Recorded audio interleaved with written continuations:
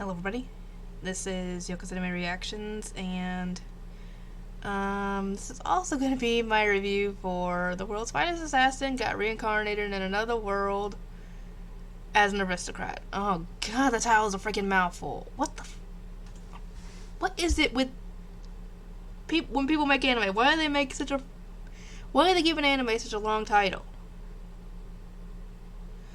All they had to do was make the title World's Finest Assassin Got Reincarnated as an Aristocrat. That's still a mouthful, but it's kind of hard to... You want to make an interesting, catchy title, but at the same time you don't want to dumb it down. You don't want to make it too long, essentially. So there's kind of a fine line between that. Anyway, this is for episode 3. So far, that's how far I've gotten in the show, and I'm hoping that since I'm off tomorrow and Friday, please don't call me in tomorrow to work.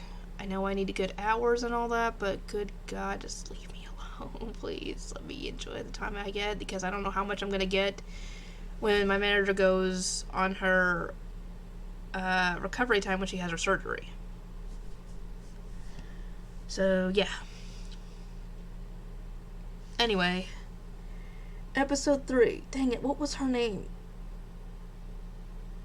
Dia? Luke, I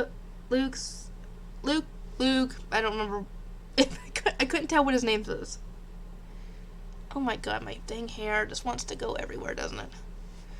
Anyway, she apparently is 10 years old and he is 7, so there's only a 3-year age gap between them. And,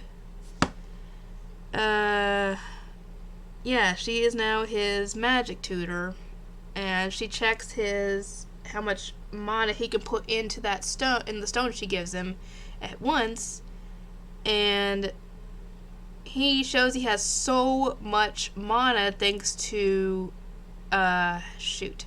Oh, I remembered what the other, skill was he got. It was martial arts. How did I not remember that? I don't know, because that's a good thing to have as an assassin. Anyway, thanks to his limitless growth, and I think the regeneration skill he's got, he's able to train his mana like at least tenfold, essentially more than what it was. So his mana is insane, and his parents are excited about how strong he is, essentially. And, she helps him to be able to use his mana for the first time, and apparently his mana affinity is... He's got all 4 elements. He doesn't have the light or darkness, but he's got the other 4.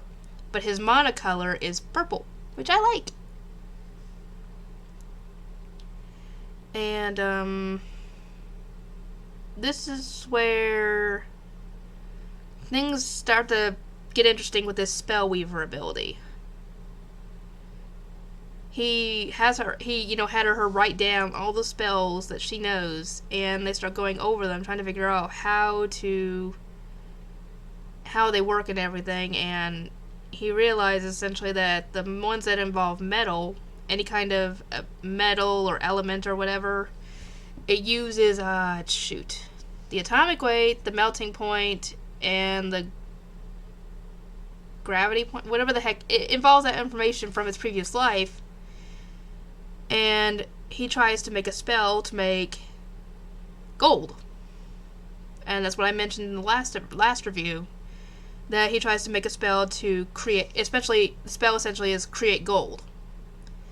And she tries to read it and use it, and it makes her almost pass out with a headache. So he tries to use it, and he's able to do it, make a bar of gold.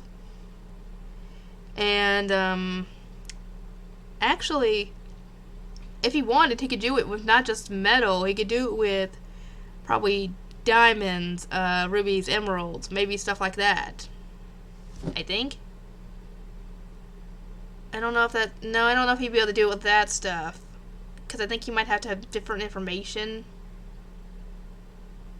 on how to make stuff like that, because what he was using was, like I said, the melting point, the atomic number, and all that other stuff to make the other spells. So how he would do that with other elements like that, I'm not, like gemstones, I am not sure. Maybe he'll figure that out at some point, but at the moment we see him making metals that no one thought to do, and apparently no one thought to write out the transcribed spells and try and make them.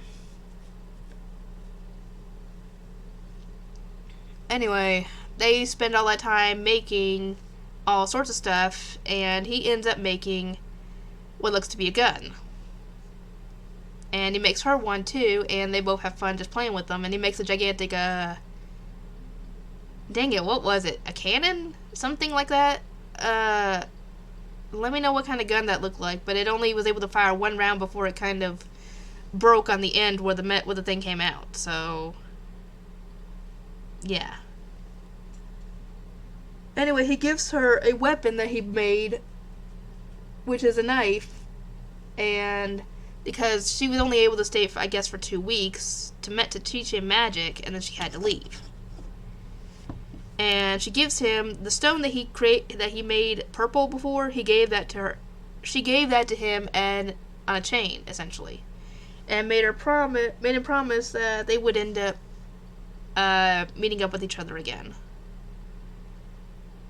And yeah, after this, his father takes him to a prison where all kinds of death row inmates are, essentially to give him his first kill as an assassin, because you cannot hesitate when it comes to that sort of thing, because that could mean the difference between finishing your contract and you surviving, or the person getting the upper hand and killing you in the process. So you can't be hesitating in that sort of thing. And he has a girl strapped to a chair, and we find out that she is not only guilty of arson, murder, attempted robbery, and probably some other charges, but apparently it's pretty big ding charges for being on death row. And this doesn't faze Luke at all. He cuts off her hand with that blade and essentially plans to just let her bleed out until she starts yelling and saying essentially, I hope you die, I hope you burn in hell, blah, blah, blah, blah, all that stuff, and then he just turns around and just tosses the thing at her. So essentially, I'm guessing he got her in the head with that knife. So, yeah. Don't piss off the person who's supposed to be killing you, or else you are going to really die. You're really gonna die. Anyway, I hope you guys are excited for more of this show. I am too. I'll work on some more tomorrow, and I'll see you guys next time.